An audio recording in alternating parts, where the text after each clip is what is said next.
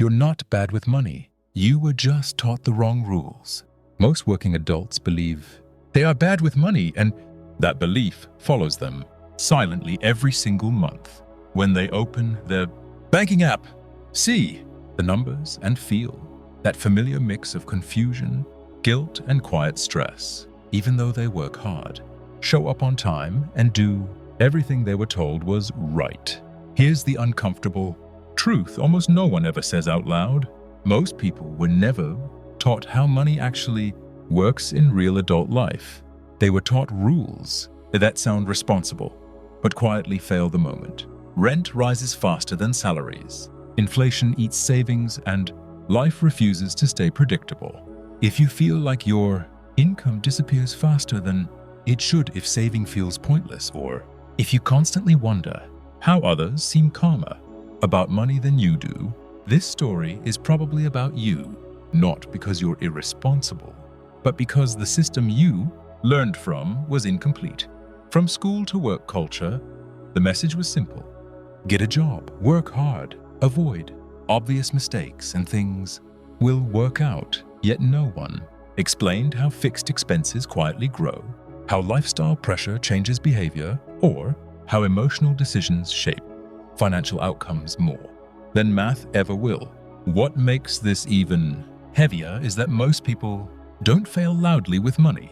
They fail quietly, month by month, in small decisions that feel harmless at the time, until one day they realize years have passed and stability still feels out of reach. This isn't a video about quick wins, secret tricks, or dramatic transformations, because real financial change doesn't start with motivation. It starts with understanding. And understanding begins when you finally question the rules you were given instead of blaming yourself for struggling under them. By the end of this story, the goal isn't to make you feel inspired. It's to make you feel clear, because clarity removes shame. And when shame leaves, better decisions become possible. Where money quietly breaks. Once adult life begins, money stops being theoretical and starts becoming emotional. Because every decision now carries weight, responsibility, and consequences that don't wait for perfect timing or perfect planning. Bills arrive on schedule, but income rarely grows at the same pace. And without even realizing it, people adapt not by planning better, but by stretching, delaying, and quietly hoping next month will feel lighter. This is where most financial stress is actually created, not through reckless spending, but through invisible drift. Where small upgrades feel justified, subscriptions feel harmless, and convenience slowly replaces intention. The problem isn't enjoying life. The problem is that spending becomes automatic while thinking becomes optional. And once thinking disappears, money starts following habits instead of values. Credit fills gaps because it feels temporary. Savings feel pointless because progress looks slow. And investing feels distant because no one ever explained it in a way that fits real adult life. Over time, people don't feel bad with money. They feel tired of thinking about it, and avoidance quietly becomes the default strategy. This is the moment when stress becomes normal, when checking balances feels uncomfortable, and when money turns into background noise that controls decisions without ever being confronted directly. Nothing here happens suddenly, and that's exactly why it's dangerous. Because slow leaks don't trigger alarms, they just quietly reduce options year after year. Understanding this phase isn't about blaming past choices. It's about finally seeing the pattern clearly enough to interrupt it. The shift nobody teaches.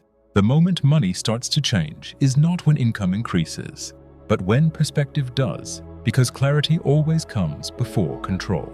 Instead of asking how to earn more, the real question becomes how money behaves when it's left unattended. When spending is observed without judgment, patterns begin to appear. And once patterns appear, options return. This is where money stops feeling emotional and starts becoming directional, not restrictive, but intentional. Saving gains meaning when it has a purpose.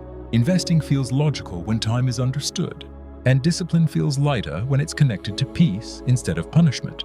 The biggest shift is realizing that financial stability is not built through intensity, but through consistency, and consistency is built with systems, not willpower. When money has clear roles, decisions feel smaller, stress becomes quieter, And progress shows up long before it becomes impressive. This phase isn't exciting, but it's powerful, because it replaces chaos with predictability. And predictability creates confidence that lasts. Quiet control.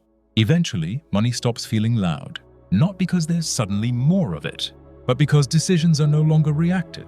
Bills are expected, savings are protected, and spending no longer carries guilt because it fits inside clear, intentional boundaries.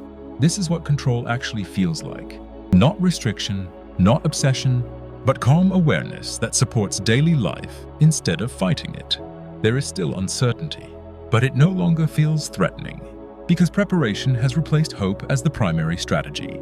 The most surprising part is that confidence arrives quietly, without announcements, without comparison, and without urgency. This is the point where people realize they were never bad with money. They were simply never shown how to think about it properly. If this story feels familiar, it's because it reflects real life, not highlight reels or extreme transformations. And if you want to keep building this clarity step by step, without pressure or noise, that's exactly what this channel is here for.